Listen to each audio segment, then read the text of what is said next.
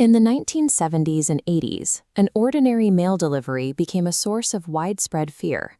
Packages wrapped in plain brown paper were arriving at offices and homes across America. Moments after being opened, they exploded. The targets appeared to have no connection. The bomber struck university laboratories, targeted commercial airlines, and the offices of business executives. The FBI responded by forming a massive, multi-million-dollar task force, codenamed Unabomber. They utilized the most advanced forensic technology available to identify the killer. Despite these resources, the investigation stalled for 17 years. The bomber left no fingerprints at his crime scenes, no witnesses saw him plant the devices, and he left no digital trail for agents to follow. The nation's premier law enforcement agency was hunting a ghost. For nearly 2 decades, their only tangible evidence was a single, vague sketch of a man in a hooded sweatshirt and aviator sunglasses.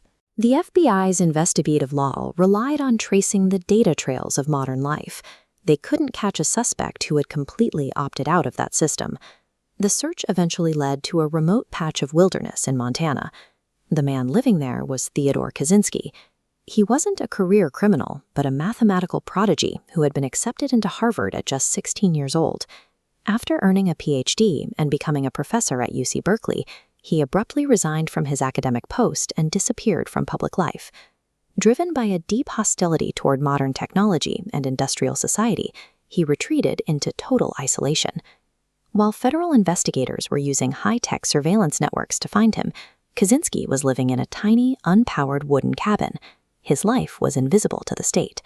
You cannot wiretap a man who has no phone, or track the bank records of a man who uses no money.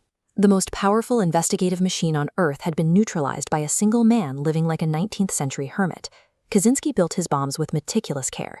He used scrap wood and hand-tooled metal to ensure no component could be traced back to a specific manufacturer or store. As the devices became more sophisticated, the human toll grew. Victims suffered permanent loss of eyesight and limbs, and in 1985, his bombs caused the first of multiple deaths. The FBI task force remained unable to find a lead, suffering repeated public failure as the attacks continued without consequence. As long as Kaczynski remained silent in his cabin, he was virtually untouchable. In 1995, Kaczynski broke his silence. He sent a 35,000-word manifesto to major newspapers, marking a turning point in the 17-year hunt. He issued a demand. The newspapers had to publish his sprawling critique of industrial society, or the bombings would continue. This is a clipping from the Washington Post, which published the document titled Industrial Society and Its Future. The FBI pivoted their entire strategy, hoping that by putting the bomber's words in print, someone would recognize the writing. When David Kaczynski read the manifesto, he recognized the unique phrasing and arguments his brother Ted had used in personal letters years earlier. A single phone call from a family member gave the FBI the name that 17 years of high-tech surveillance had failed to produce. On April 3, 1996, federal agents surrounded the cabin in Montana and took Kaczynski into custody. Inside the 10 by 12-foot structure, investigators found bomb-making materials, detailed journals, and the original drafts of the manifesto.